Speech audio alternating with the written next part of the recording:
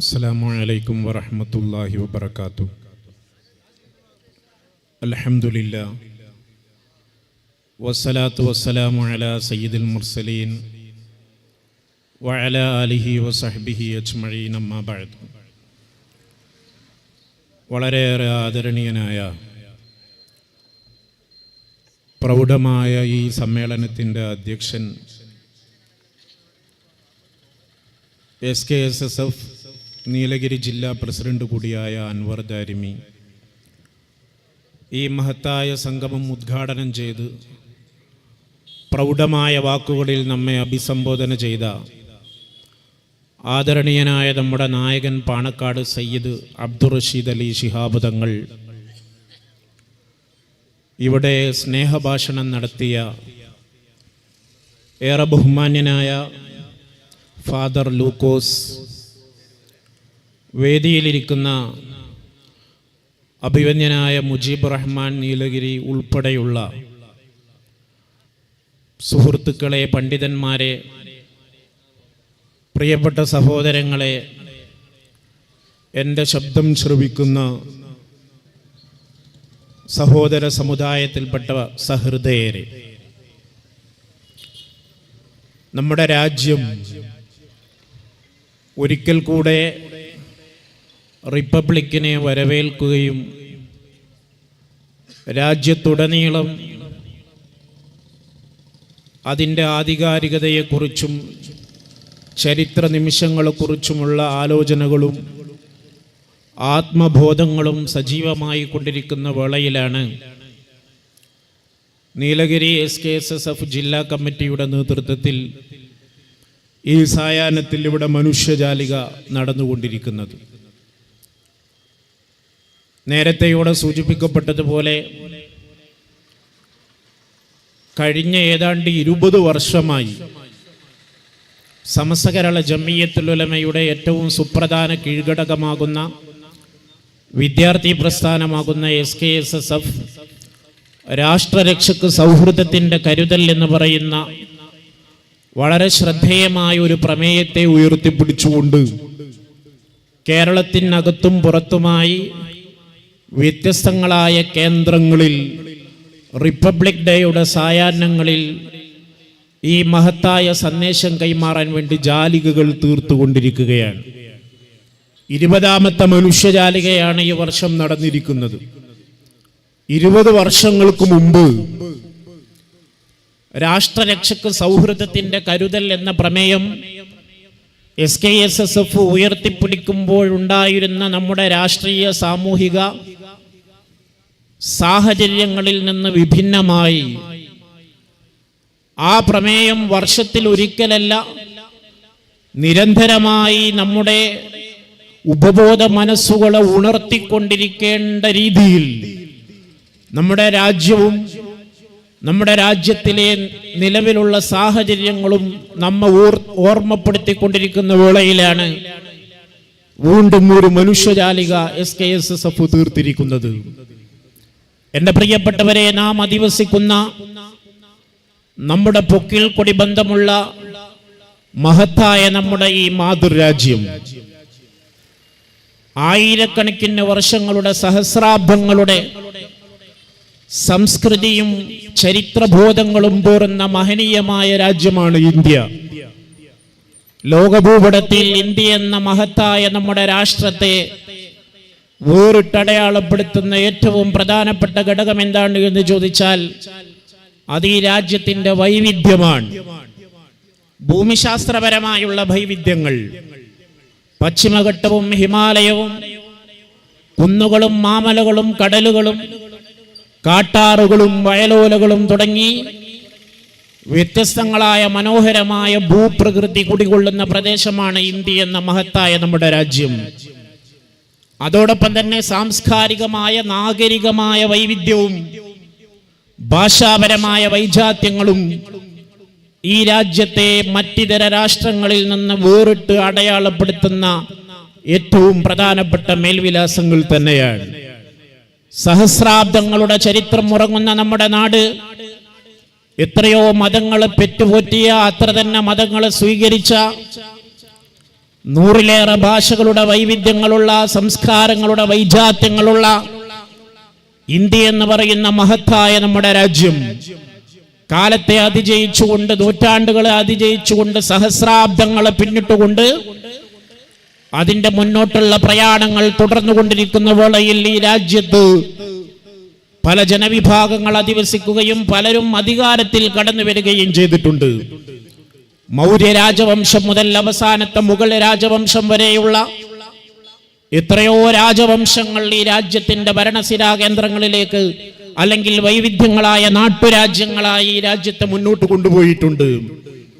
പലപ്പോഴും അത്തരം രാജഭരണങ്ങളെല്ലാം നമ്മുടെ രാജ്യത്തിന്റെ വൈവിധ്യങ്ങളെ ഉൾക്കൊള്ളുകയും നമ്മുടെ ബഹുസ്വരതയെ അംഗീകരിക്കുകയും ചെയ്തുവെങ്കിൽ കൂടുതൽ കെട്ടുറപ്പോടുകൂടെ സാമ്പത്തികമായ അഭിവൃദ്ധിയിലേക്ക് നമ്മുടെ രാജ്യത്തെ കൊണ്ടുപോയെങ്കിൽ 1498 വാസ്കോ ഡ ഗാമയുടെ നേതൃത്വത്തിൽ പോർച്ചുഗീസ് പടയോട്ടം നമ്മുടെ മഹത്തായ ഇന്ത്യ രാജ്യത്തേക്ക് കടന്നു വരികയും പോർച്ചുഗീസ് ആധിപത്യത്തിന് തുടക്കം കുറിക്കപ്പെടുകയും ചെയ്ത പിന്നീട് അങ്ങോട്ടുള്ള നീണ്ട 4.5 നൂറ്റാണ്ട് കാലഘട്ടത്തോളം യൂണിയൻ ജാക്കിന്റെ പതാക അഴിച്ചുമാറ്റി ഹരിതധവള കുങ്കുമ ത്രിവർണ പതാക ഈ രാജ്യത്തിന്റെ വിഹായസിലേക്ക് ഉയർത്തുന്നതുവരെയുള്ള നീണ്ട 4.5 നൂറ്റാണ്ട് കാലഘട്ടം സാമ്രാജ്യത്വത്തോട്, വൈദേശിക ആധിപത്യത്തോട് നിരന്തരമായ സമരങ്ങളിലും പ്രക്ഷുബ്ധമായ കാലാവസ്ഥകളിലും ഈ രാജ്യത്തുള്ള തദ്ദേശീയരായ ജനവിഭാഗങ്ങൾക്ക് പോരാടേണ്ടി വന്നിരിക്കുന്ന ഒരു ചരിത്രം തന്നെയാണ്.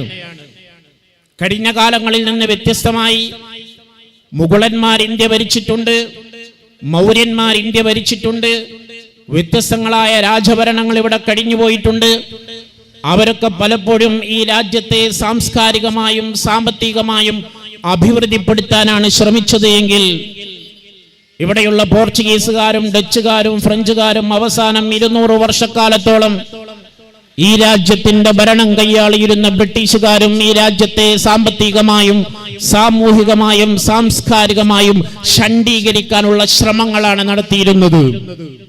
An era of darkness, the British Empire in India എന്ന 2019 കേന്ദ്ര സാഹിത്യ അക്കാദമി പുരസ്കാരത്തിന് തെരഞ്ഞെടുക്കപ്പെട്ടിരിക്കുന്ന ഡോക്ടർ ശശി തരൂരിന്റെ പുസ്തകം. ആ പുസ്തകത്തിൽ അദ്ദേഹം ഓർമ്മപ്പെടുത്തുന്നുണ്ട്, മുഗളന്മാരുടെ ഭരണം അവസാനിച്ചുകൊണ്ട് ബ്രിട്ടീഷുകാർ ഇന്ത്യയിലേക്ക് കടന്നു വരുന്ന സന്ദർഭത്തിൽ നമ്മുടെ രാജ്യത്തിന്റെ GDP എന്ന് പറയുന്നത് ആഗോള സമ്പദ് വ്യവസ്ഥയുടെ 23% 23% ആയിരുന്നു. മുഗൾ രാജവംശം അവസാനിച്ച് ബ്രിട്ടീഷുകാർ ഇന്ത്യയിലേക്ക് കടന്നു വരുന്ന വേളയിൽ ആഗോള സമ്പദ് വ്യവസ്ഥയുടെ 23% ഇന്ത്യയുടെ GDP ഉണ്ടായിരുന്നു.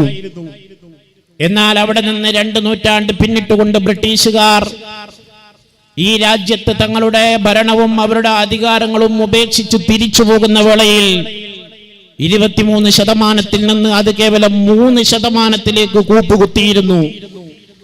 ആഗോള സമ്പദ് വ്യവസ്ഥയുടെ കേവല 3% കൂപ്പുകുത്തുന്ന രീതിയിൽ, താഴ്ന്നു പോകുന്ന രീതിയിൽ 200 വർഷം കൊണ്ട് ഈ രാജ്യത്തെ സാമ്പത്തികമായി ചൂഷണം ചെയ്യുകയും കൊള്ളയടിക്കുകയും ചെയ്ത ബ്രിട്ടീഷുകാരെ സംബന്ധിച്ച് അങ്ങനെ സാമ്പത്തികമായ അഭിവൃദ്ധി നഷ്ടപ്പെട്ടുപോയ, സാമൂഹികമായ സ്വസ്ഥത നഷ്ടപ്പെട്ടുപോയ, സ്വാതന്ത്ര്യാനന്തരവും വിഭജനത്തിന്റെ മുറിവുകളും അതിന്റെ വേദനകളും പേറേണ്ടി വന്നിരുന്ന നമ്മുടെ രാജ്യം വളരെ പ്രയാസപ്പെട്ടുകൊണ്ടാണ് വീണ്ടും പുതിയ പ്രഭാതങ്ങളെ വരവേറ്റത്.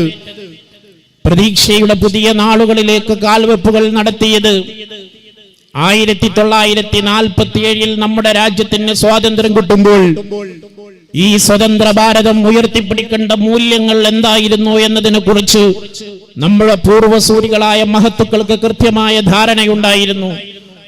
കഴിഞ്ഞ 4.5 നൂറ്റാണ്ട് കാലഘട്ടത്തോളവും പോർച്ചുഗീസുകാരോടും ബ്രിട്ടീഷുകാരോടും ഫ്രഞ്ചുകാരോടും ഡച്ചുകാരോടും സന്ധിയില്ലാ സമരം നടത്തിയിട്ട് ഈ രാജ്യത്തിന്റെ ആത്മാവിന് വേണ്ടി, ഈ രാജ്യത്തിന്റെ ആത്മാഭിമാനത്തിന് വേണ്ടി ജീവാർപ്പണം നടത്തിയവരുടെ കൂട്ടത്തിൽ ഇവിടെയുള്ള മുസ്ലിം സഹോദരങ്ങളുണ്ട്, ഇവിടെയുള്ള ഹൈന്ദവ സഹോദരങ്ങളുണ്ട്, ഇവിടെയുള്ള ക്രൈസ്തവ സഹോദരങ്ങളുണ്ട്, ഇവിടെയുള്ള നാനാജാതി മതവിഭാഗങ്ങളിൽപ്പെട്ടവരുണ്ട്. അതുകൊണ്ട് ഇന്ത്യ ഒരു മതരാഷ്ട്രമായി തീരുക എന്നുള്ളത് ഒരിക്കൽ പോലും നമ്മുടെ പൂർവ്വസൂരികളായ മഹത്തുക്കളുടെ പരിഗണനയിൽ പോലും ഉണ്ടായിരുന്നില്ല. 2 തവണ ആലോചിച്ചു നിൽക്കേണ്ട ആവശ്യമില്ലാത്ത വിധം ഉറച്ച ബോധ്യമുണ്ടായിരുന്നു ഇന്ത്യ ഒരു മതേതര റിപ്പബ്ലിക്കായി നിലകൊള്ളണമെന്നുള്ളത്. ലോകത്തിന് തന്നെ മാതൃകയാകുന്ന രീതിയിൽ ബഹുസ്വരതയുടെ രാജ്യമായ നമ്മുടെ നാട് എല്ലാ മതവിഭാഗത്തിനും, എല്ലാ ചിന്താഗതി വെച്ചു പുലർത്തുന്നവർക്കും, എല്ലാ സംസ്കാരങ്ങളെയും ഉൾക്കൊള്ളാൻ കഴിയുന്ന മഹത്തായ ദർശനങ്ങൾ ഉൾക്കൊള്ളുന്ന രീതിയിൽ മുന്നോട്ട് പോകണമെന്ന്, ആ മുന്നോട്ടുള്ള പ്രയാണത്തിന് അടുക്കും ചിട്ടയും ഉണ്ടാകണമെന്ന നിർബന്ധ ബുദ്ധിയുടെ അടിസ്ഥാനത്തിലാണ് രാജ്യത്തിന് ഒരു കെട്ടുറപ്പുള്ള ഭരണഘടന സംസ്ഥാപിക്കുന്നതിനെ കുറിച്ച് നമ്മുടെ പൂർവ്വസൂരികളായ രാഷ്ട്രശില്പികൾ ആലോചിക്കുന്നതും 1946 ഡിസംബർ 9 മുതൽ 1949 നവംബർ 26 വരെയുള്ള നീണ്ട 2 വർഷങ്ങളും 11 മാസവും 18 ദിവസവും ഇത്രയും കാലയളവിന്റെ ഇടയിൽ നമ്മുടെ രാജ്യത്തിന്റെ വിവിധങ്ങളായ ഭാഗങ്ങളിലുള്ള രാഷ്ട്രമീമാംസകരും ദൈക്ഷണിക പ്രതിഭകളും വിവിധ സാമുദായിക പ്രതിനിധികളും നിരന്തരമായ കൂടിയാലോചനകൾ നടത്തി 165 സിറ്റിംഗുകളുടെ ശേഷമാണ് മഹത്തായ നമ്മുടെ രാജ്യത്തിന്റെ ഭരണഘടനയ്ക്ക്, ലോകത്തിലെ തന്നെ എഴുതപ്പെട്ട ഏറ്റവും സുദീർഘമായ ഈടുറ്റ ഭരണഘടനയ്ക്ക്, ഇന്ത്യൻ കോൺസ്റ്റിറ്റ്യൂഷന് ബീജാവാപം നൽകുന്നത്.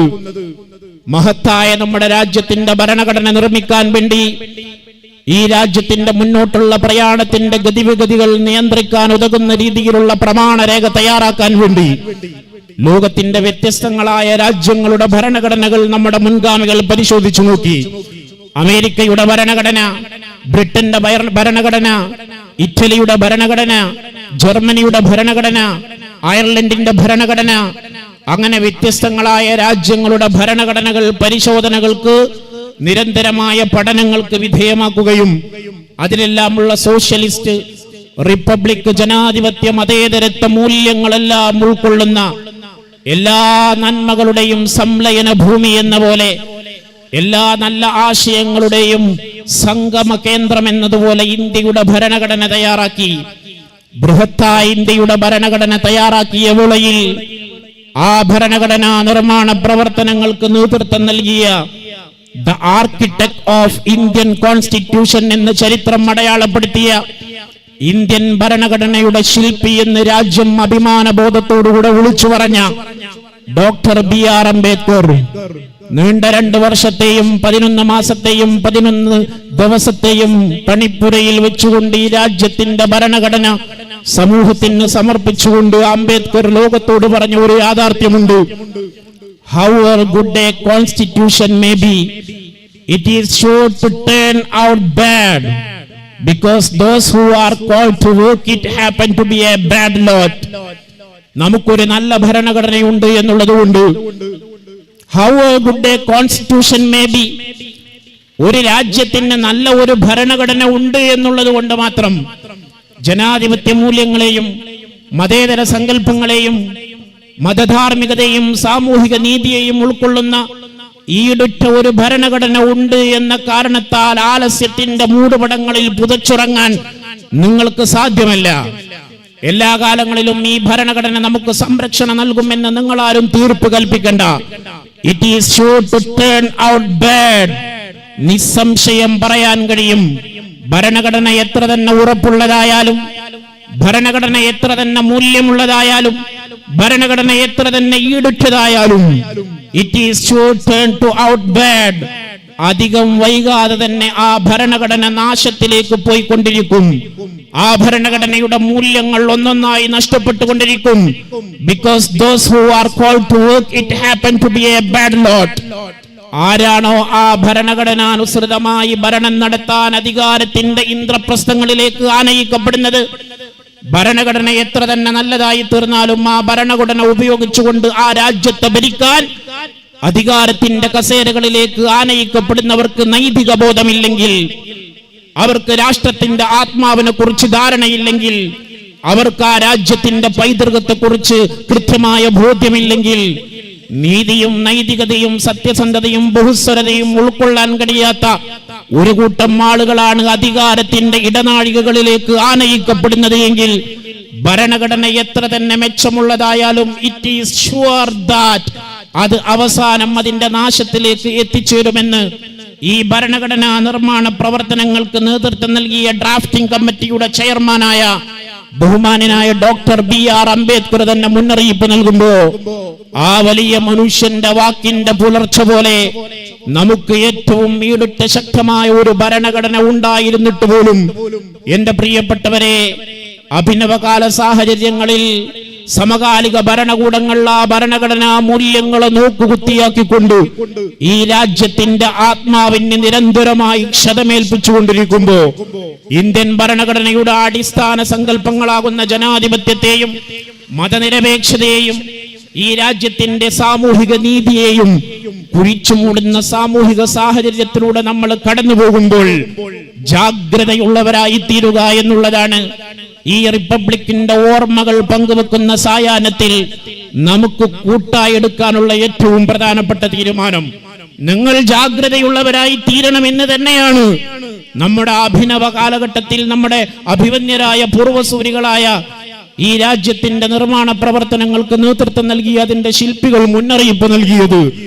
വളരെ ജാഗ്രതയോടുകൂടെ കണ്ണുകളും കാതുകളും തുറന്നു വെച്ചുകൊണ്ട് ഒരു വാക്കുമതി, അസ്ഥാനത്ത് ഉപയോഗിക്കുന്ന ഒരു പ്രസ്താവന മതി നമ്മുടെ നാടിന്റെ സ്വസ്ഥതയും സമാധാനവും നഷ്ടപ്പെട്ടു പോകാൻ. അത്തരം സമാധാനവും സ്വസ്ഥതയും നഷ്ടപ്പെടുത്തുന്നതിന്റെ പിന്നിൽ ഉത്തരവാദിത്തപ്പെട്ട ഭരണാധികാരികളുടെ ഭാഗത്ത് തന്നെ വീഴ്ചകൾ ഉണ്ടാകുന്നു എന്നുള്ളതാണ് ഏറ്റവും പരിതാപകരമായ സാഹചര്യം.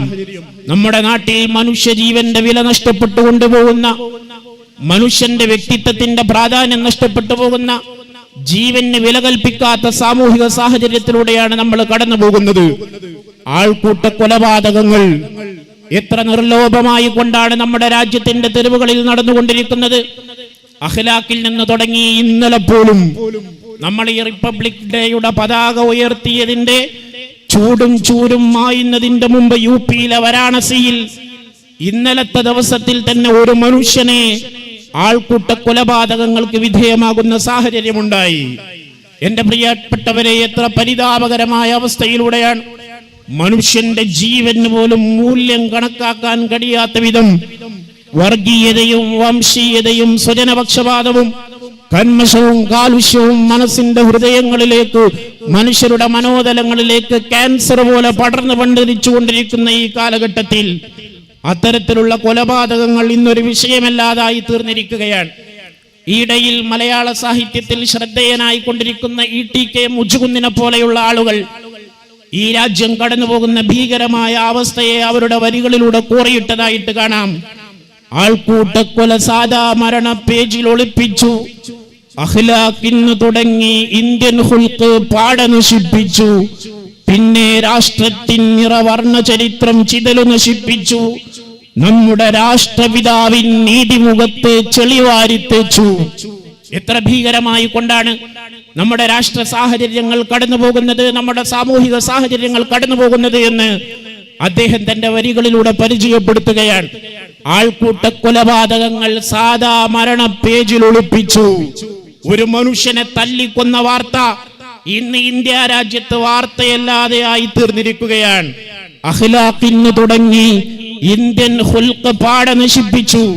2015 തന്റെ വീട്ടിൽ മാംസം സൂക്ഷിച്ചു എന്ന പേര് പറഞ്ഞുകൊണ്ട് മധ്യവയസ്കനായ നിഷ്കളങ്കനായ പാവപ്പെട്ടുകാരനായ വളരെ പാവമായിരുന്ന അങ്ങ് യുപിയിലെ ദാദ്രി ഗ്രാമത്തിലുണ്ടായിരുന്ന അഖ്ലാഖ് എന്ന് പറയുന്ന സഹോദരനെ ആൾക്കൂട്ടം തല്ലിക്കൊലപ്പെടുത്തുന്നത്. അതിലേറ്റവും പരിതാപകരമായ അവസ്ഥ എന്താണെന്നറിയുമോ? ആ മനുഷ്യന്റെ വീട്ടിൽ മാംസം സൂക്ഷിച്ചിരിക്കുന്നു, അതുകൊണ്ട് എല്ലാവരും ഓടി വരൂ എന്ന് ആ നാട്ടിലുള്ള കലാപകാരികളെ വിളിച്ചു വരുത്താൻ വേണ്ടിയിട്ട് സാമൂഹിക ദ്രോഹികൾ ഉപയോഗപ്പെടുത്തിയത് അഖ്ലാഖിന്റെ വീടിന്റെ തൊട്ടടുത്തുള്ള ഒരു ക്ഷേത്രത്തിന്റെ ഉച്ചഭാഷിണിയായിരുന്നു എന്നുള്ളതാണ് നമ്മളെ ഏറ്റവും വേദനിപ്പിക്കുന്നത്. ആർഷഭാരതത്തിന്റെ, സൗഹൃദത്തിന്റെ, ഉപനിഷത്തുക്കളുടെ, വേദങ്ങളുടെ, രാമായണത്തിന്റെ, മനുഷ്യ സൗഹാർദ്ദത്തിന്റെ, മാനവികമായ മൂല്യങ്ങളുടെ സന്ദേശങ്ങൾ പരന്നൊഴുകേണ്ട ഒരു ക്ഷേത്രത്തിന്റെ ആരാധനാലയത്തിന്റെ ഉച്ചഭാഷിണിയിലൂടെയാണ് ഇതാ തൊട്ടടുത്ത വീട്ടിലുള്ള ഒരു മുസ്ലിം സഹോദരന്റെ, ഒരു മുസ്ലിം ചെറുപ്പക്കാരന്റെ വീട്ടിൽ മാംസം സൂക്ഷിച്ചിരിക്കുന്നു, ഓടി വരൂ എന്ന് ഫാഷിസ്റ്റ് കാബാലുകളെ വിളിച്ചു വരുത്തിയിട്ട് ആ മനുഷ്യനെ തല്ലിക്കൊല്ലുന്ന സാഹചര്യമുണ്ടായി തീർന്നത്. ഏത് സംസ്കാരമാണ് എന്റെ പ്രിയപ്പെട്ടവരെ നമ്മുടെ നാടിന്റെ സംസ്കാരം? ആ കവി തന്നെ പറഞ്ഞതുപോലെ അഖ്ലാഖിൽ നിന്ന് തുടങ്ങി ഇന്ത്യൻ ഹുൽഖ് പാടെ നശിപ്പിച്ചു. ഇന്ത്യൻ ഹുൽഖ് എന്ന് പറഞ്ഞാൽ ഇന്ത്യയുടെ സംസ്കാരം പാടെ നശിപ്പിച്ചു. ഏതാ ഇന്ത്യയുടെ സംസ്കാരം? ഏതാ നമ്മുടെ രാജ്യത്തിന്റെ പൈതൃകം? ഏതാണ് ഇന്നലകളിൽ ഇവിടെ കഴിഞ്ഞു പോയിരുന്ന മഹത്തായ ദർശനങ്ങൾ? മാനിഷാദ പ്രതിഷ്ഠാന്ത മഗമശാശ്വതീ സമ യത്ക്രൗഞ്ചമിഥുനാദേക മവദീ കാമമോഹിതം. ആദ്യമായിട്ട് ഈ ഭാരതത്തിൽ പിറന്നു എന്ന് സങ്കല്പിക്കപ്പെടുന്ന, കണക്കാക്കപ്പെടുന്ന ശ്ലോകമാണത്. മഹത്തായ രാമായണം എഴുതിയ വാൽമീകി മഹർഷി, രാമായണം എഴുതുന്നതിന്റെയും മുമ്പേ വാൽമീകി മഹർഷിയുടെ കരങ്ങളാൽ വിരചിതമായ ആദ്യത്തെ ശ്ലോകം. ആ ശ്ലോകം പിറക്കുന്നത് തന്നെ കവിയുടെ മനോതലങ്ങളിൽ ഘനീഭവിച്ച ശോകം ശ്ലോകമായി മാറിയതാണ്, ദുഃഖം ശ്ലോകമായി മാറിയതാണ്. രണ്ട് ക്രൗഞ്ച പക്ഷികൾ ഒരു മരച്ചില്ലയിൽ ഇരുന്നു കൊണ്ട് സല്ലപിച്ചിരിക്കുന്നതിന്റെ ഇടയിൽ അതിലൊന്നിന്റെ നേരെ വില്ല് കുലച്ച് അമ്പെയ്ത് താഴെ വീഴ്ത്താൻ ശ്രമിക്കുന്ന വേടനെ നോക്കിയിട്ടാണ് കാരുണ്യത്തിന്റെ പ്രതീകമാകുന്ന, അഹിംസയുടെ പ്രതീകമാകുന്ന വാൽമീകി മഹർഷി പറയുന്നത് മാനിഷാദ പ്രതിഷ്ഠാന്ത മഗമശാശ്വതീ സമ യത്ക്രൗഞ്ചമിഥുനാദേകമവദീ കാമമോഹിതം. അരുതേ, അന്യായമായി ആ ക്രൗഞ്ച പക്ഷികളെ അമ്പെയ്ത് താഴെ വീഴ്ത്തരുതേ എന്ന് വേടനോട് പറഞ്ഞ, ഹിംസയിൽ നിന്ന് വിട്ടുനിൽക്കാൻ പറഞ്ഞ, മൂല്യബോധങ്ങൾ പകർന്നു നൽകിയ വാൽമീകിയുടെ രാമായണം പരന്നൊഴുകേണ്ട ഉച്ചഭാഷിണിയിലൂടെയാണ് തൊട്ടടുത്ത വീട്ടിൽ മാംസം സൂക്ഷിച്ചിരിക്കുന്നു, ഓടി വരൂ എന്ന് ആൾക്കൂട്ടത്തെ വിളിച്ചു വരുത്തിയിട്ട് ഒരു മനുഷ്യനെ കൊലപ്പെടുത്തുന്ന സാഹചര്യങ്ങൾ ഉണ്ടാകുന്നത്. അന്നത് വാർത്തയായി മാറി.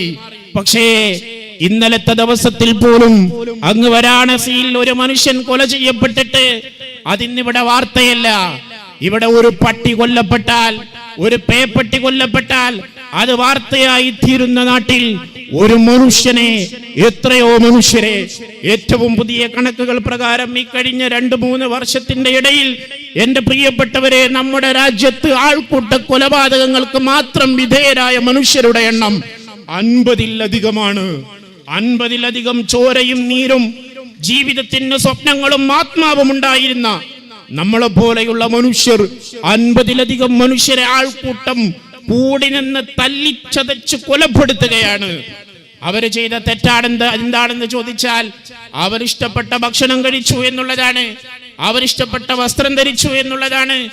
ഈ നാട്ടിലുള്ള ചില മതവിഭാഗങ്ങളെ, ന്യൂനപക്ഷങ്ങളെ അവര് വെറുപ്പിന്റെ വക്താക്കളായി ചിത്രീകരിച്ച്, അവര് ഭീകരതയുടെ വക്താക്കളായി ചിത്രീകരിച്ച് സമൂഹത്തിൽ ഒറ്റതിരിഞ്ഞാക്രമിക്കുന്ന, നമ്മുടെ മനുഷ്യത്വപരമായ മാനവികമായ സൗഹാർദ്ദത്തിന്റെ പട്ടുനൂലിയ ബന്ധങ്ങൾക്ക് വിള്ളലുണ്ടാക്കി തീർക്കുന്ന വളരെ പ്രതിലോമകരമായ, ഒരിക്കലും നമുക്ക് അംഗീകരിക്കാൻ കഴിയാത്ത സാമൂഹിക സാഹചര്യത്തിലൂടെയല്ലേ നമ്മുടെ രാജ്യം കടന്നു പോകുന്നത്. ഈ അടുത്ത് ഏറ്റവും അവസാനമായി പുറത്തു വന്ന ചില കണക്കുകളുണ്ട്. ഇന്ത്യ ഹേറ്റ് ലാബ് എന്ന് പറയുന്ന ഒരു സ്വതന്ത്ര ഏജൻസി, ഇന്ത്യ ഹേറ്റ് ലാബ് എന്ന് പറയുന്ന ഒരു സ്വതന്ത്ര ഏജൻസി ഉണ്ട് നമ്മുടെ രാജ്യത്ത്. അവരുടെ പ്രവർത്തനം എന്താണ് എന്ന് ചോദിച്ചാൽ, നമ്മുടെ രാജ്യത്തിന്റെ തെരുവുകളിലും അതുപോലെയുള്ള യോഗങ്ങളിലും പ്രഭാഷണങ്ങളിലും നടന്നുകൊണ്ടിരിക്കുന്ന വിദ്വേഷപരമായ പരാമർശങ്ങളെ ഡാറ്റാബേസിസ് ചെയ്തുകൊണ്ട്, അതിനെ അനലൈസ് ചെയ്തുകൊണ്ട് അതിന്റെ കണക്കുകളും തോതുകളും പുറത്തുവിടുക.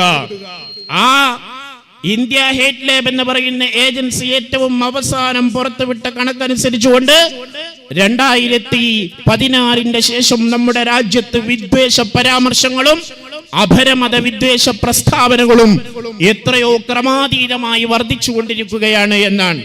എത്രത്തോളം എന്ന് വെച്ചാൽ 2023 നിന്ന് നമ്മൾ 2026 എത്തി നിൽക്കുന്ന വേളയിൽ നമ്മുടെ രാജ്യത്ത് നടന്നുകൊണ്ടിരിക്കുന്ന വിദ്വേഷ പരാമർശങ്ങളുടെയും പ്രസ്താവനകളുടെയും തോതിൽ 97% വർധനവുണ്ടായി എന്ന് ഇന്ത്യ ഹേറ്റ് ലാബ് കൃത്യമായ കണക്കുകളുടെ അടിസ്ഥാനത്തിൽ ലോകത്തോട് വിളിച്ചു പറയുമ്പോ, എന്റെ പ്രിയപ്പെട്ടവരെ, അവര് പറയുന്ന കണക്ക് പ്രകാരം ഇന്ന് നമ്മുടെ നിലവിൽ നമ്മുടെ രാജ്യത്ത് ഒരു നേരം കിഴക്കൻ ചക്രവാളത്തിൽ ഉദയം ചെയ്ത ഉദയസൂര്യൻ അസ്തമാന സീമയിലേക്ക് തെന്നി നീങ്ങുമ്പോഴേക്ക് നേരം ഒന്ന് ഇരുട്ടി വെളുക്കുമ്പോഴേക്ക് ഏതാണ്ട് ഏറ്റവും ചുരുങ്ങിയത് ഇന്ത്യയുടെ തെരുവുകളിൽ 4 വിദ്വേഷ പ്രസംഗങ്ങളെങ്കിലും നടക്കുന്നു എന്നാണ്. ഏറ്റവും ചുരുങ്ങിയത് 4 വിദ്വേഷ പരാമർശങ്ങളെങ്കിലും അനുദിനം ഇന്ത്യ രാജ്യത്ത് നടന്നുകൊണ്ടിരിക്കുന്നു എന്നാണ്. അതിൽ 98% അത്തരം വിദ്വേഷപരമായ പരാമർശങ്ങൾക്ക് വിധേയമായി കൊണ്ടിരിക്കുന്നത് ഇന്ത്യയിലുള്ള മുസ്ലിം ന്യൂനപക്ഷമാണ്. 45% ഇവിടെയുള്ള ക്രൈസ്തവർക്ക് നേരെയുള്ള വിദ്വേഷ പരാമർശങ്ങളും പ്രസ്താവനകളും അധികരിച്ചു എന്നെല്ലാം കണക്കു സഹിതം നമ്മളെ ബോധ്യപ്പെടുത്തിക്കൊണ്ടിരിക്കുമ്പോൾ ഏത് രാഷ്ട്രീയ സാമൂഹിക സാഹചര്യത്തിലാണ് നമ്മുടെ രാജ്യം ഇത്രമാത്രം അപകടകരമായ ചുറ്റുപാടുകളിലേക്ക് വഴുതിപ്പോകുന്നത് എന്ന് നമുക്ക് കൃത്യമായ ബോധ്യമുണ്ടായിത്തീരേണ്ടതുണ്ട്. നമ്മുടെ രാജ്യത്തിന്റെ സമാധാനവും നമ്മുടെ രാജ്യത്തിന്റെ സ്വസ്ഥതയും നമ്മുടെ പാരമ്പര്യവും എല്ലാം നഷ്ടപ്പെടുത്തുന്ന രീതിയിൽ അധികാര രാഷ്ട്രീയത്തിന് വേണ്ടി മതത്തെയും മതപരമായ മൂല്യങ്ങളെയും അത്തരം സാംസ്കാരിക സങ്കല്പങ്ങളെയും വിലക്കെടുത്തുകൊണ്ട് രാജ്യത്ത് വഞ്ചനാപരമായ പ്രവണതകൾ തുടർന്നുകൊണ്ടിരിക്കുന്ന ഫാഷിസ്റ്റുകളുടെ ചെയ്തികളെ തിരിച്ചറിയാൻ ഇവിടെയുള്ള ബഹുമത വിശ്വാസികൾക്ക്, ജനാധിപത്യ വിശ്വാസികൾക്ക് സാധിക്കണമെന്നാണ് ഈ സന്ദർഭത്തിൽ നമുക്ക് ഉണർത്താനുള്ളത്. എന്ന് മാത്രമല്ല, അത് തെരുവുകളിൽ മാത്രമല്ല, ഈ വിദ്വേഷ പരാമർശങ്ങൾ നടക്കുന്നത് ഏതെങ്കിലും ചായക്കടകളിൽ മാത്രമല്ല, ഏതെങ്കിലും മനോദ്യോഗികമായ കേന്ദ്രങ്ങളിൽ മാത്രമല്ല, ഈ രാജ്യത്തിന്റെ ജനാധിപത്യത്തിന്റെ ശ്രീകോവിലാകുന്ന നമ്മുടെ പാർലമെന്റുകളിലും ഉത്തരവാദിത്തപ്പെട്ട അധികാര കസേരകളിൽ ഇരിക്കുന്ന മന്ത്രിമാർ ഉൾപ്പെടെയുള്ള ആളുകളുടെ ഭാഗത്തു നിന്ന് പോലും ജനായത്ത വ്യവസ്ഥകളുടെ പിന്നിലുള്ള മതം പരിശോധിച്ചുകൊണ്ട് അവരുടെ മതപരമായ അസ്തിത്വത്തെ, മേൽവിലാസത്തെ അഭിസംബോധന ചെയ്തുകൊണ്ട് സമൂഹത്തിന്റെ ഇടയിൽ മതധ്രുവീകരണം നടത്താൻ വളരെ ബോധപൂർവം ശ്രമങ്ങൾ നടത്തിക്കൊണ്ടിരിക്കുമ്പോൾ ഇക്കഴിഞ്ഞ കാലയളവിൽ നമ്മുടെ ഈ കേരളത്തിന്റെ അല്ലെങ്കിൽ കേരളത്തോട് ചേർന്ന് നിൽക്കുന്ന നിങ്ങളുടെ പ്രദേശങ്ങൾ പോലെയുള്ള ഇടങ്ങളിൽ പോലും എത്ര പ്രസ്താവനകളാണ് മലയാളത്തിൽ നടന്നുകൊണ്ടിരുന്നത്. അത്തരത്തിൽ ജില്ലകൾ തിരിച്ചുകൊണ്ട്, സമുദായം തിരിച്ചുകൊണ്ട് അത്തരം പരാമർശങ്ങൾ നടത്തുന്ന ആളുകൾക്ക് ഇന്ന് ബഹുമതികൾ ലഭിക്കുന്ന കാലഘട്ടത്തിലാണ് നമ്മൾ ജീവിച്ചുകൊണ്ടിരിക്കുന്നത്. ഏറ്റവും കൂടുതൽ സമൂഹത്തിന്റെ ഇടയിൽ ഛിദ്രതകൾ ഉണ്ടാക്കുന്ന പ്രസ്താവനകൾ നടത്തുന്നത് ആരാണോ സമുദായങ്ങൾക്കിടയിൽ അസഹിഷ്ണുതകൾ പരത്താൻ ശ്രമിക്കുന്നത്, അവർക്ക് താലത്തിൽ എല്ലാവിധ ബഹുമതികളും വെച്ചു കൊടുക്കുന്ന ഒരു ഗതികെട്ട കാലഘട്ടത്തിലൂടെ നമ്മൾ കടന്നു പോകുമ്പോൾ ഇവിടെയുള്ള ജനാധിപത്യ വിശ്വാസികളുടെ ബോധമുണരേണ്ടതില്ലേ? എന്റെ പ്രിയപ്പെട്ടവരെ, നമ്മുടെ രാജ്യത്തുള്ള ഉന്നത സർവകലാശാലകൾ, ഉന്നത പഠന കേന്ദ്രങ്ങൾ, അവിടെ നിന്നും ഏറ്റവും ഞെട്ടിപ്പിക്കുന്ന കണക്കുകളാണ് കഴിഞ്ഞ ദിവസം പുറത്തു വന്നിരിക്കുന്നത്. 2021 മുതൽ ഏതാണ്ട് 2025 ആഴപ്പോഴേക്കും നമ്മുടെ രാജ്യത്തെ ഉന്നത പഠന കേന്ദ്രങ്ങളിൽ, ഉന്നത സർവകലാശാലകളിൽ പഠനം നടത്തിക്കൊണ്ടിരിക്കുന്ന ഏതാണ്ട് 67 വിദ്യാർത്ഥികൾ ആത്മഹത്യ ചെയ്തു എന്നാണ്.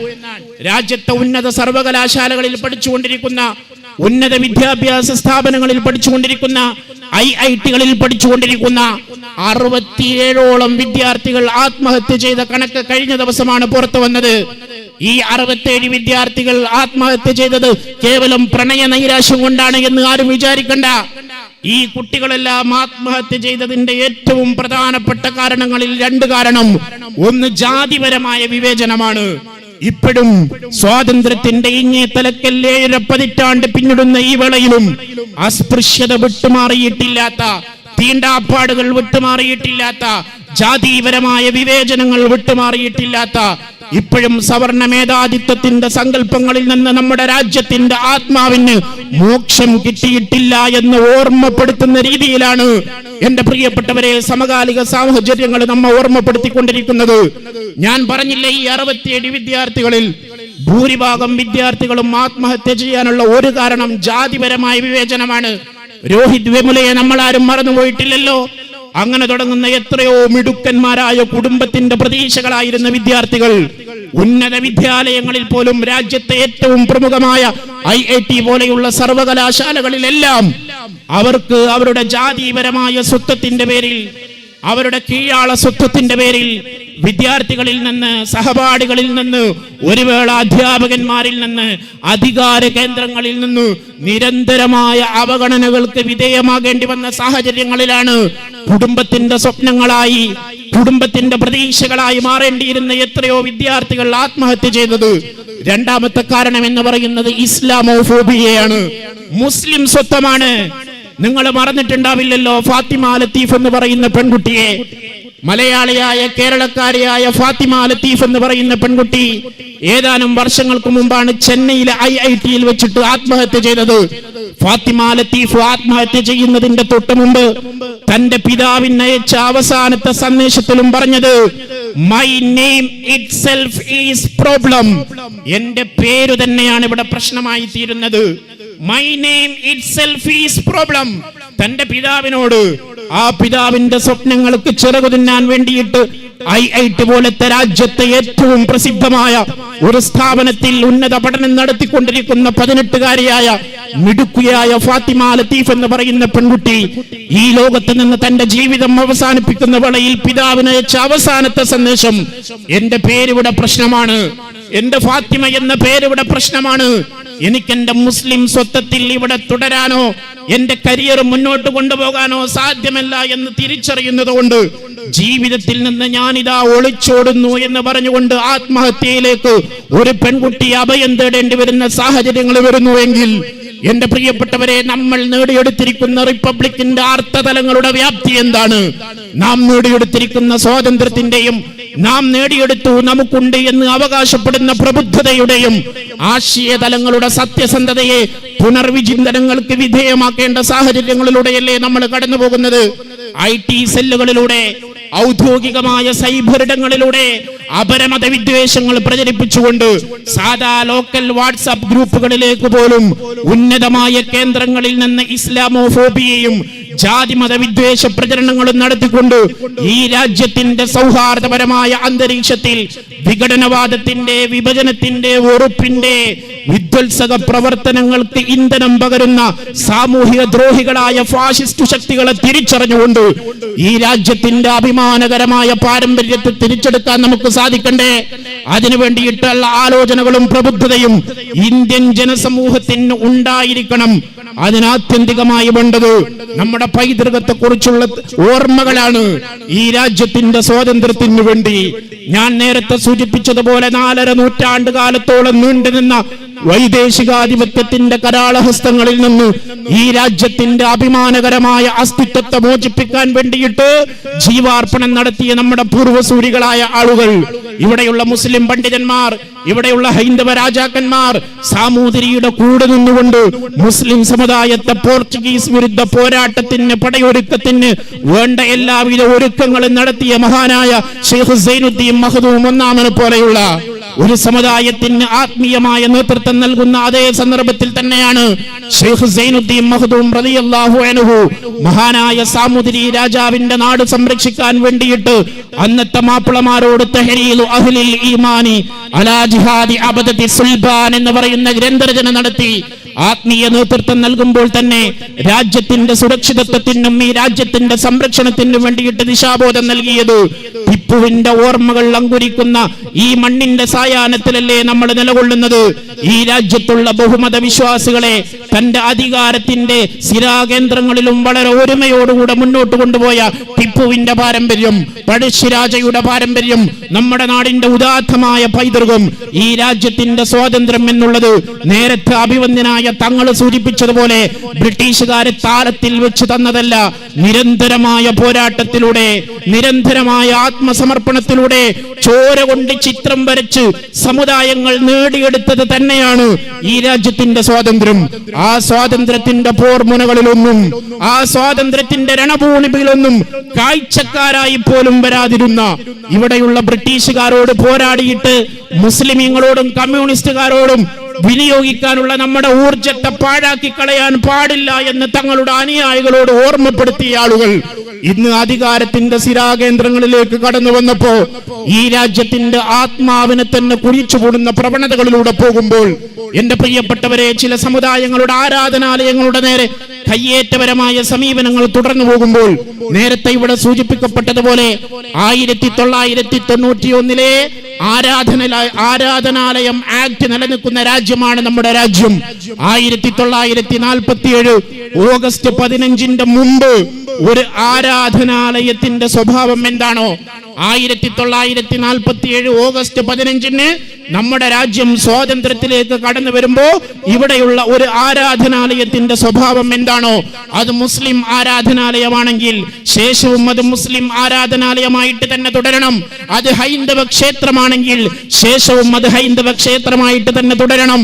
അതൊരു ക്രൈസ്തവ ചർച്ച് ആണെങ്കിൽ ശേഷവും അത് ക്രൈസ്തവ ചർച്ചായി തന്നെ തുടരണം. അതിൽ നിന്ന് ആകെ ഒഴിവുണ്ടായിരുന്നത് ബാബരി മസ്ജിദിന്റെ രാമജന്മഭൂമിയുമായി ബന്ധപ്പെട്ട തർക്കം മാത്രമാണ്. അല്ലെങ്കിൽ 1991 ആ നിയമം നിലവിൽ വരാനുള്ള സാഹചര്യം തന്നെ 4.5 നൂറ്റാണ്ട് കാലഘട്ടത്തോളം ഒരു സമുദായം തങ്ങളുടെ സിട്ടാവിന്റെ സാഷ്ടാംഗം നമിച്ച ബാബരി പള്ളിയുടെ താഴികക്കുടങ്ങൾ തച്ചു തകർത്ത് താഴെയിടുന്ന അതിന്റെ മേൽ ചിലർ അവകാശവാദങ്ങൾ ഉന്നയിച്ചു വന്ന കടന്ന സാഹചര്യത്തിലാണ് ഇനി ഒരു ബാബരി നമ്മുടെ രാജ്യത്ത് ആവർത്തിക്കപ്പെടാൻ പാടില്ല എന്ന നിർബന്ധ ബുദ്ധിയോടുകൂടെ നമ്മുടെ രാജ്യത്തിന്റെ പാർലമെന്റ് 1991 ആരാധനാലയം ആക്ട് നടപ്പിൽ വരുത്തിയത്. ആ ആക്ടിന്റെ പശ്ചാത്തലത്തിൽ ആ നിയമം നമ്മുടെ രാജ്യത്ത് നിലനിൽക്കുമ്പോൾ ഇനി ഒരു പള്ളിയുടെ നേരെയും ഇനി ഒരു ക്ഷേത്രത്തിന്റെ നേരെയും ഇനി ഒരു ചർച്ചിന്റെ നേരെയും അവകാശങ്ങൾ ഉന്നയിച്ചുകൊണ്ട് കടന്നു വരാൻ പാടില്ല എന്നിരിക്കെയാണ് ഇപ്പോഴും ആർക്കിയോളജിക്കൽ സർവേ നടത്തിക്കൊണ്ട് ഏതെങ്കിലും പള്ളിയുടെ അടിവേരുകളിൽ എന്തെങ്കിലും അംശങ്ങൾ കിട്ടുമോ എന്ന് അന്വേഷിച്ച് സമുദായത്തിന്റെ ഇടയിൽ ഛിദ്രതകൾ ഉണ്ടാക്കി തെറ്റിദ്ധാരണകൾ പരത്തി കലാപത്തിനും കാലുഷ്യത്തിനും മാക്കം കൂട്ടുന്ന പ്രവണതകൾ നമ്മുടെ നാട്ടിൽ നടന്നുകൊണ്ടിരിക്കുന്നത്. എന്റെ പ്രിയപ്പെട്ടവരെ, ഈ സാഹചര്യങ്ങളിൽ ഇന്ത്യ ഉയർത്തിപ്പിടിച്ച ബഹുസ്വരമായ മൂല്യങ്ങൾ, ഇന്ത്യ ഉയർത്തിപ്പിടിക്കുന്ന അതിന്റെ പാരമ്പര്യത്തിന്റെ മഹനീയമായ സങ്കല്പങ്ങൾ അത് കൈമോശം വരാതെ തുടർന്നു കൊണ്ടുപോകാനുള്ള ഉത്തരവാദിത്വം രാജ്യത്തെ ഓരോ പൗരന്മാരാകുന്ന നമുക്കെല്ലാവർക്കുമുണ്ട് എന്ന് സാന്ദർഭികമായി ഞാൻ ഓർമ്മപ്പെടുത്തുകയാണ്. ആ ഓർമ്മപ്പെടുത്തലുകൾക്ക് വേണ്ടി അല്ലെങ്കിൽ ഈ രാജ്യത്തിന്റെ ബഹുസ്വരതക്ക് കാവൽ നിൽക്കാൻ വേണ്ടി കഴിഞ്ഞ 1 നൂറ്റാണ്ട് കാലത്തെ പ്രവർത്തനങ്ങളെയും മാറ്റിവെച്ച മഹത്തായ പ്രസ്ഥാനമാണ് സമസ്ത കേരള ജംഇയ്യത്തുൽ ഉലമ. സമസ്ത കേരള ജംഇയ്യത്തുൽ ഉലമ എന്ന മുസ്ലിം സമുദായത്തിന് പ്രത്യേകിച്ചും ഈ രാജ്യത്തിന്റെ ബഹുസ്വരതയോട് ചേർന്ന് നിന്ന് വിശേഷിച്ചും സാമൂഹിക വൈജ്ഞാനിക ഉത്ഥാന പ്രവർത്തനങ്ങൾക്ക് തുല്യതയില്ലാത്ത നേതൃത്വം നൽകിയ മഹത്തായ സമസ്ത കേരള ജംഇയ്യത്തുൽ ഉലമയുടെ SKSSF ആണല്ലോ കഴിഞ്ഞ 20 വർഷമായിട്ട് രാഷ്ട്രരക്ഷക്ക് സൗഹൃദത്തിന്റെ കരുതൽ എന്ന മഹത്തായ പ്രമേയത്തെ ഉയർത്തിപ്പിടിച്ച് ഓരോ റിപ്പബ്ലിക്കിന്റെ സായാഹ്നങ്ങളിലും ജാലികകൾ തീർക്കുന്നത് ആ മഹത്തായ സമസ്ത കേരള ജംഇയ്യത്തുൽ ഉലമ തന്നെയാണ്. വരാനിരിക്കുന്ന ഫെബ്രുവരി 4 മുതൽ 8 കൂടിയ തീയതികളിൽ കാസർഗോഡ് ജില്ലയിൽ വെച്ചുകൊണ്ട് സമസ്ത കേരള ജംഇയ്യത്തുൽ ഉലമയുടെ 100ാം വാർഷിക അന്താരാഷ്ട്ര ഐതിഹാസിക മഹാസമ്മേളനം നടത്താനിരിക്കുന്നത്. സമസ്തയുടെ 1 നൂറ്റാണ്ട് കാലത്തെ പ്രവർത്തനങ്ങൾ സോഷ്യൽ ഓഡിറ്റിംഗിന് വിധേയമായി കൊണ്ടിരിക്കുന്ന ഈ വേളയിൽ അഭിമാനത്തോടുകൂടെ 1 നൂറ്റാണ്ട് കാലത്തെ പ്രവർത്തനങ്ങൾ തുറന്നു വെച്ച പുസ്തകം പോലെ ഇന്ത്യൻ ജനസമൂഹത്തിന്റെ മുന്നിൽ ലോക മനസാക്ഷിയുടെ മുന്നിൽ തുറന്നു വെച്ചുകൊണ്ട് ഓരോ സമസ്തയുടെ പ്രവർത്തകന്മാർക്കും അഭിമാനത്തോടുകൂടെ പറയാനുള്ള ഒന്ന്, ഈ ഉമ്മത്തിന് ആത്മീയമായ വൈജ്ഞാനികമായ നേതൃത്വം നൽകി എന്നതോടൊപ്പം തന്നെ ഈ രാജ്യത്തിന്റെ ബഹുസ്വരതക്ക് സമസ്ത കേരള ജംഇയ്യത്തുൽ ഉലമ കാവൽ നിന്നു എന്നാണ്. സമസ്ത കേരള ജംഇയ്യത്തുൽ ഉലമ 1926 ജൂൺ 26 രൂപീകൃതമായി 2026 എത്തി നിൽക്കുന്ന നൂറ്റാണ്ടിന്റെ പൂർണ്ണതയെ പ്രാപിക്കാനിരിക്കുന്ന ഈ മുഗ്ധമുഹൂർത്തത്തിൽ എന്നെ കേൾക്കുന്ന ഇവിടെയുള്ള ബഹുമത വിശ്വാസികളോട് സ്നേഹത്തോടുകൂടെ പറയുന്നു, വരക്കൽ ബാഅലവി മുല്ലക്കോയ തങ്ങൾ മുതൽ ഇന്ന് ഈ മഹത്തായ പ്രസ്ഥാനത്തിന് നേതൃത്വം നൽകുന്ന സയ്യിദുൽ ഉലമ സയ്യിദ് മുഹമ്മദ് ജിഫ്രി മുത്തുക്കോയ തങ്ങൾ വരെയുള്ള അതിന്റെ പ്രസിഡന്റുമാരെ, പള്ളിവീട്ടിൽ മുഹമ്മദ് മുസ്ലിയാർ മുതൽ ഷെയ്ഖുൽ ജാമിയ ആലിക്കുട്ടി ഉസ്താദ് വരെയുള്ള അതിന്റെ ജനറൽ സെക്രട്ടറിമാരെ, അവരുടെ പ്രഭാഷണങ്ങൾ നിങ്ങൾ പരിശോധിച്ചു നോക്കൂ, അവരെഴുതിയ ലേഖനങ്ങൾ നിങ്ങൾ പരിശോധിച്ചു നോക്കൂ, അവർ പത്രക്കാരോട് നടത്തിയ ബൈറ്റുകൾ നിങ്ങൾ പരിശോധിച്ചു നോക്കൂ, അവർ നടത്തിയ പ്രസ്താവനകൾ നിങ്ങൾ പരിശോധിച്ചു നോക്കൂ. വേണ്ട, അവരുടെ സ്വകാര്യ സംഭാഷണത്തിൽ പോലും ഈ രാജ്യത്തിന്റെ അഖണ്ഡതക്ക് പോറലേൽപ്പിക്കുന്ന, ഈ രാജ്യത്തിന്റെ ബഹുസ്വരതക്ക് മുറിവേൽപ്പിക്കുന്ന, നമ്മുടെ സഹോദര സമുദായത്തിൽപ്പെട്ട ഇവിടെയുള്ള സുഹൃത്തുക്കളുടെ സഹോദര ജനങ്ങളുടെ ഹൃദയത്തിന് വ്രണപ്പെടുത്തുന്ന ഒരു സിംഗിൾ സ്റ്റേറ്റ്മെന്റ് പോലും സമസ്ത കേരള ജംഇയ്യത്തുൽ ഉലമ നടത്തിയിട്ടില്ല എന്ന് മാത്രമല്ല, ഏതെല്ലാം സാഹചര്യങ്ങളിലാണോ നമ്മുടെ നാട് കലാപത്തിന്റെയോ അസ്വസ്ഥതകളുടെയോ പ്രയാസങ്ങളുടെയോ സന്ദർഭങ്ങളിലൂടെ കടന്നു പോകുന്നത്, സമചിത്തതയോടുകൂടെ മുസ്ലിം സമുദായത്തിന് സമാധാനത്തിന്റെ കൂടെ നിന്നുകൊണ്ട് സമാധാനത്തിന്റെ മസ്ജിദ് തകർക്കപ്പെട്ട വേളയിലായാലും രാജ്യത്ത് മറ്റു തരത്തിലുള്ള അത്തരത്തിലുള്ള സംഭവ വികാസങ്ങൾ നടന്ന സന്ദർഭത്തിലായാലും മുസ്ലിം സമുദായത്തിന് പക്വമായ നേതൃത്വം നൽകിയ പ്രസ്ഥാനമാണ് സമസ്ത കേരള ജംഇയ്യത്തുൽ ഉലമ. സമസ്തയുടെ 100ാം വാർഷിക സമ്മേളനത്തിന്റെ ഭാഗമായി അഭിവന്ദനായ സയ്യിദുൽ ഉലമ സയ്യിദ് മുഹമ്മദ് ജിഫ്രി മുത്തുക്കോയ തങ്ങള് അങ്ങ് കന്യാകുമാരിയിലെ നാഗർകോവിൽ മുതൽ എന്റെ പ്രിയപ്പെട്ടവരെ മംഗലാപുരം വരെ ശതാബ്ദി സന്ദേശയാത്ര നടത്തിയപ്പോ ആ മഹാനായ തങ്ങളവറുകൾ കേരളത്തിന്റെ തെരുവോരങ്ങളിൽ തന്നെ കാത്തിരുന്ന 10,000-കണക്കിന് മനുഷ്യരോട്, ഈ നാട് ഭരിച്ചുകൊണ്ടിരിക്കുന്ന അധികാരവർഗങ്ങളോട്, ഇവിടെയുള്ള പത്രമാധ്യമങ്ങളോട്, നിങ്ങളുടെ നീലഗിരിയിലും നിങ്ങൾ നൽകിയില്ലേ ഊഷ്മളമായ സ്വീകരണം സയ്യിദുൽ ഉലമക്ക്? അവിടെയെല്ലാം മഹാനായ തങ്ങള് ഈ രാജ്യത്തോട് വിളിച്ചു പറഞ്ഞ, ഈ നാടിന് കൈമാറിയ സന്ദേശങ്ങളിൽ ഏറ്റവും വലിയ സന്ദേശം അത് സൗഹൃദത്തിന്റെ സന്ദേശമായിരുന്നു, മാനവികതയുടെ സന്ദേശമായിരുന്നു, സഹിഷ്ണുതയുടെ സന്ദേശമായിരുന്നു, സമഭാവനയുടെ സന്ദേശമായിരുന്നു, സൗകുമാര്യതയുടെ സന്ദേശമായിരുന്നു. മനുഷ്യരുടെ മനസ്സിന്റെ ഇടയിൽ വിഭജനത്തിന്റെ വെറുപ്പിന്റെ മതിൽക്കെട്ടുകൾ കെട്ടിപ്പൊക്കാൻ ശ്രമിക്കുന്ന ഛിദ്രശക്തികളെ തിരിച്ചറിഞ്ഞുകൊണ്ട് രാജ്യം ഐക്യത്തോടുകൂടെ മുന്നോട്ട് പോകണമെന്ന അഖണ്ഡതയുടെ സന്ദേശമല്ലേ സയ്യിദുൽ ഉലമ കൈമാറിയത്? അത് കേവലം വാക്കുകളിൽ മാത്രമല്ല. ഞാൻ അവസാനിപ്പിക്കുകയാണ്. V the people of India എന്ന് പറഞ്ഞുകൊണ്ട് പ്രാരംഭം കുറിക്കപ്പെടുന്ന ലോകത്തിലെ ഏറ്റവും ഈടുറ്റ ഭരണഘടനയുള്ള രാജ്യമായ നമ്മുടെ ഇന്ത്യ, നമ്മുടെ രാജ്യത്തിന്റെ ഭരണഘടന ആരംഭിക്കുന്നത്, അതിന്റെ ആമുഖം തുടക്കം കുറിക്കപ്പെടുന്നത് we the people of India എന്ന് പറഞ്ഞുകൊണ്ടാണ്, നാം ഇന്ത്യക്കാരെന്ന് പറഞ്ഞുകൊണ്ടാണ്. വി എന്ന് പറയുന്ന പ്രൊനൗണിൽ, നാം എന്ന് പറയുന്ന സർവനാമത്തിൽ ഇവിടെയുള്ള ഹിന്ദുവുണ്ട്, ഇവിടെയുള്ള മുസ്ലിമുണ്ട്, ഇവിടെയുള്ള ക്രിസ്ത്യാനിയുണ്ട്, ഇവിടെയുള്ള ബുദ്ധമതക്കാരനുണ്ട്, ജൈനമതക്കാരനുണ്ട്, പാഴ്സി മതക്കാരനുണ്ട്, മതമുള്ളവരുണ്ട്, മതമില്ലാത്തവരുണ്ട്.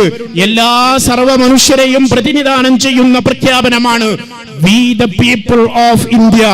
നാം ഇന്ത്യക്കാരെന്ന് പറയുന്ന മഹത്തായ ആ പരാമർശം എല്ലാ ജനവിഭാഗങ്ങളെയും ഉൾക്കൊള്ളുമ്പോൾ ഇന്ന് അധികാരത്തിന്റെ ഇന്ദ്രപ്രസ്ഥങ്ങളിൽ വിരാജിക്കുന്ന അഭിനവകാല ഭരണകൂടങ്ങൾ, അതിൽ നിന്ന് SIR-യിലൂടെ, അതിൽ നിന്ന് NRC-യിലൂടെ, അതിൽ നിന്ന് CAA-യിലൂടെ, അതിൽ നിന്ന് ബുൾഡോസിംഗ് രാജിലൂടെ, അങ്ങനെ തുടങ്ങിയ നിയമത്തിന്റെ നൂലാമാലകൾ ഉണ്ടാക്കിക്കൊണ്ട് തങ്ങൾക്ക് പ്രത്യയ ശാസ്ത്രപരമായ വിയോജിപ്പുള്ളവരെ ഒറ്റപ്പെടുത്താനും വെട്ടിച്ചുരുക്കാനും മാറ്റി നിർത്താനും കൊണ്ടുപിടിച്ച കുൽസിതമായ ശ്രമങ്ങൾ നടത്തുമ്പോ കഴിഞ്ഞ 101 കാലമായി സമസ്ത കേരള ജംഇയ്യത്തുൽ ഉലമ ഇവിടെയുള്ള മുസ്ലിം സമുദായത്തിന് നേതൃത്വം നൽകുന്നു.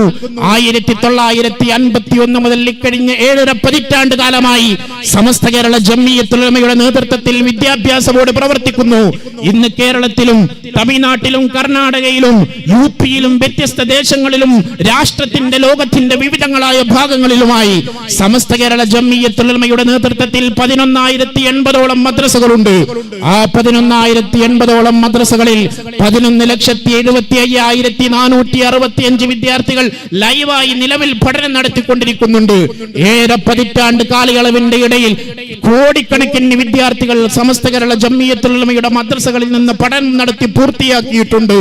ആ മദ്രസ തലങ്ങളിൽ കടന്നു വരുന്ന ഓരോ പുതിയ തലമുറയെയും പ്രതിനിധികളോട്, ഓരോ ആൺകുട്ടികളോടും പെൺകുട്ടികളോടും സമസ്ത കേരള ജംഇയ്യത്തുൽ ഉലമ പകർന്നു നൽകിയത് പള്ളി മിനാരങ്ങളിൽ നിന്ന് ബാങ്ക് മുഴങ്ങുമ്പോൾ നിങ്ങൾ കൃത്യമായി നിസ്കരിക്കണം എന്ന് മാത്രമല്ല, വിശുദ്ധമായ റമദാനിന്റെ പൊന്നമ്പളി ആകാശത്ത് ദൃശ്യമാകുമ്പോൾ നിങ്ങൾ വ്രതാനുഷ്ഠാനം നടത്തണം എന്ന് മാത്രമല്ല, വിശുദ്ധമായ കഅബാലയത്തിൽ ചെന്നുകൊണ്ട് നിങ്ങൾ ഹജ്ജ് നിർവഹിക്കണം എന്ന് മാത്രമല്ല, മതപരമായ ആത്മീയമായ ശാസനകളുടെ കൂടെ സമസ്ത കേരള ജംഇയ്യത്തുൽ ഉലമ 7.5 പതിറ്റാണ്ട് കാലഘട്ടത്തോളം കോടിക്കണക്കിന് വരുന്ന മുസ്ലിം സമുദായത്തിലെ പുതിയ തലമുറകൾക്ക് പകർന്നു കൊടുത്ത പാഠഭാഗങ്ങളിൽ ഒന്ന് ഹുബ്ബുൽ വതൻ, രാജ്യസ്നേഹം എന്നുള്ളതാണ്.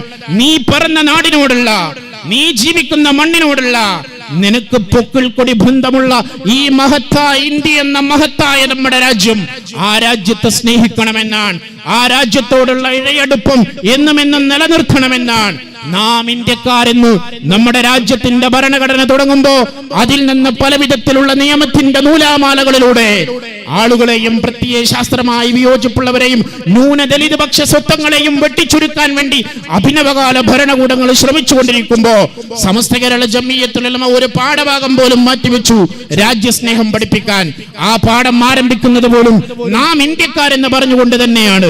ഇവിടെ എല്ലാ മതവിഭാഗങ്ങളിലുമുണ്ട്, എല്ലാ ജാതികളുമുണ്ട്, എല്ലാ സങ്കര സംസ്കാരങ്ങളുമുണ്ട്. എല്ലാവരെയും ഉൾക്കൊള്ളാൻ കഴിയണം, എല്ലാവരെയും ഇന്ത്യക്കാരെന്ന അർത്ഥത്തിൽ സ്വീകരിക്കാൻ കഴിയണം. അവനവന്റെ മതങ്ങളും അവനവന്റെ സംസ്കാരങ്ങളും അവനവന്റെ ആദർശങ്ങളും മൂല്യം നഷ്ടപ്പെട്ടു പോകാതെ ചോർച്ചകളില്ലാതെ സംരക്ഷിച്ച് ആത്മാഭിമാനത്തോടുകൂടെ ജീവിക്കുമ്പോൾ തന്നെ ഇന്ത്യക്കാരൻ എന്നുള്ള മഹനീയമായ മേൽവിലാസത്തിൽ, ആ ഏകത്വത്തിൽ സഹോദര സമുദായത്തിൽപ്പെട്ടവരെ കൂടെ ചേർത്തിപ്പിടിക്കണം എന്ന് പറഞ്ഞുകൊണ്ട് ആരംഭം കുറിപ്പിക്കപ്പെടുന്ന മഹത്തായ അധ്യായം അവസാനിക്കുന്നത് മുഹമ്മദുർ റസൂലുള്ളാഹി സ്വല്ലല്ലാഹു അലൈഹി വസല്ലമ തങ്ങളുടെ ലോകത്തിന് മുഴുവനും കാരുണ്യമായി 6-ാം നൂറ്റാണ്ടിന്റെ ഘനാന്തകാരത്തെ കീറിമുറിച്ചു ഒരു ജ്യോതിർഗോളം പോലെ ഈ ലോകത്തേക്ക് കടന്നു വന്ന ആമിന അബ്ദുള്ള ദമ്പതികളുടെ പുത്രനായ മുഹമ്മദുർ റസൂലുള്ളാഹി സ്വല്ലല്ലാഹു അലൈഹി വസല്ലമ തങ്ങളുടെ വചനത്തോടുകൂടെയാണ് യർഹമൂ മൻ ഫിൽ അർള് യർഹമുകും മൻ ഫിസ് സമാ. ഭൂമിയിലുള്ളവരോട് നിങ്ങൾ കരുണ ചെയ്യണേ. ഭൂമിയിലുള്ള മുസ്ലിമിനോട് മാത്രമല്ല, ഭൂമിയിലുള്ള ഹിന്ദുവിനോടും ഭൂമിയിലുള്ള ക്രിസ്ത്യാനിയോടും ഭൂമിയിലുള്ള സർവ്വമതക്കാരോടും മനുഷ്യരോടും മാത്രമല്ല സർവ്വജീവജാലങ്ങളോടും, നിങ്ങൾ അധിവസിച്ചു കൊണ്ടിരിക്കുന്ന ഈ പ്രകൃതിയോട് പോലും നിങ്ങൾ പ്രതിബദ്ധതയോടുകൂടെ പെരുമാറണേ, കാരുണ്യത്തോടുകൂടെ ഇടപെടണേ എന്ന സന്ദേശം കൈമാറിക്കൊണ്ടാണ് മുഹമ്മദ് റസൂലുള്ളാഹി സ്വല്ലല്ലാഹു അലൈഹി വസല്ലമ തങ്ങൾ എങ്കിൽ സൃഷ്ടാവായ തമ്പുരാൻ, ലോകത്തിന്റെ ജഗന്നിയന്താവായ അല്ലാഹു നിങ്ങൾക്ക് കാരുണ്യം നൽകുമെന്ന വാഗ്ദാനം നൽകുന്നത്. അതുകൊണ്ട് ഞാൻ അവസാനിക്കുന്നു. ഈ രാജ്യത്തിന്റെ മഹത്തായ റിപ്പബ്ലിക്കിന്റെ ഓർമ്മകൾ അങ്കുരിക്കുന്ന ഈ മനോഹരമായ സായാഹ്നത്തിൽ എന്റെ പ്രിയപ്പെട്ടവരെ, തെറ്റിദ്ധാരണകൾ മാറ്റിവെക്കുക. നമ്മുടെ ഇടയിൽ ഇസ്ലാമോഫോബിയ വളർത്താനുള്ള കൊണ്ടുപിടിച്ച ശ്രമങ്ങളുണ്ട്. നാഥൻ ലീൻ എന്ന് പറയുന്ന ലോക പ്രശസ്തനായ എഴുത്തുകാരന്റെ ഇസ്ലാമോഫോബിയ ഇൻഡസ്ട്രി എന്ന് പറയുന്ന ഒരു പുസ്തകം തന്നെയുണ്ട്. എത്ര കൃത്യമായിട്ടാണ് ലോകത്ത് ഇസ്ലാം ഒരു വെറുപ്പ് ഉൽപ്പാദിപ്പിക്കുന്ന മകമായി തെറ്റിദ്ധരിക്കപ്പെട്ടത്. അതിനു വേണ്ടിയിട്ട് അമേരിക്ക ഉൾപ്പെടെയുള്ള യൂറോപ്യൻ രാജ്യങ്ങൾ നടത്തിയ മീഡിയ പ്രവർത്തനങ്ങളെ കുറിച്ച്, കോർപ്പറേറ്റുകൾ വഴി അവർ നടത്തിയ കുൽസിതമായ പ്രവർത്തനങ്ങളെ കുറിച്ച് അദ്ദേഹം മക്കമിട്ട് നിരത്തുന്നുണ്ട്. കഴിഞ്ഞ കുറച്ച് പതിറ്റാണ്ടുകളായി നമ്മുടെ രാജ്യത്തും ഇസ്ലാമോഫോബിയ വളർത്താൻ ഇവിടെയുള്ള ഉത്തരവാദിത്തപ്പെട്ട ഭരണകൂടത്തിന്റെ ഭാഗത്തു നിന്ന് പോലും ശ്രമങ്ങൾ ഉണ്ടായിത്തീരുമ്പോ തെറ്റിദ്ധാരണകൾ മാറ്റിവെക്കുക, മഞ്ഞ കണ്ണടകൾ മാറ്റിവെക്കുക, സത്യസന്ധമായി സഹോദര സമുദായത്തിൽപ്പെട്ടവരെ നോക്കിക്കാണാൻ നമുക്ക് സാധിക്കുക. എല്ലാ മുൻവിധികളെയും മാറ്റിവെച്ചു ഊഷ്മളമായ ഊർജ്ജസ്വലമായ ആർദ്രത മുറ്റി നിന്നിരുന്ന പാരമ്പര്യത്തിലേക്ക് തിരിച്ചു പോകാൻ നമുക്ക് സാധിക്കട്ടെ എന്ന് മാത്രം പറഞ്ഞുകൊണ്ട് ഒരിക്കൽ കൂടെ സപ്തഭാഷയുടെ സംഗമഭൂമിയായ കാസർഗോഡിന്റെ മണ്ണിൽ വരുന്ന 4 മുതൽ 8 കൂടിയ തീയതികളിൽ സമസ്ത കേരള ജംഇയ്യത്തുൽ ഉലമ എന്ന ആധ്യാത്മിക വൈജ്ഞാനിക സാമൂഹിക പ്രസ്ഥാനത്തിന്റെ 100-ാം വാർഷിക അന്താരാഷ്ട്ര മഹാസമ്മേളനം നടക്കുമ്പോൾ ലോകത്തിന്റെ ക്യാൻവാസിൽ, ചരിത്രത്തിന്റെ ക്യാൻവാസിൽ സ്വർണ്ണ നൂലുകളാൽ എഴുതി ചേർക്കാൻ പോകുന്ന മുഗ്ധമുഹൂർത്തങ്ങളിലേക്ക് നിങ്ങളെ കൂടെ സ്നേഹപൂർവ്വം സ്വാഗതം ചെയ്ത് ക്ഷണിച്ചുകൊണ്ട് ഞാൻ എന്റെ വാക്കുകൾക്ക് വിരാമം കുറിക്കുന്നു. എന്നെ കേട്ട നിങ്ങൾക്ക് എല്ലാവർക്കും ഹൃദയംഗമമായ നന്ദി. വആഖിറു ദഅവാനാ അനിൽ ഹംദുലില്ലാഹി റബ്ബിൽ ആലമീൻ. അസ്സലാമു അലൈക്കും വറഹ്മത്തുള്ളാഹി വബറകാത്ത്. இந்த ஒருமைப்பாட்டின் சங்கமத்தில் யாதும் ஊரே யாவரும் கேளீர் என்ற உயரிய தத்துவத்தின் அடிப்படையில் நம்மிடையே வாழும் அன்பு சகோதரர் மதிப்பிற்குரிய சாந்தி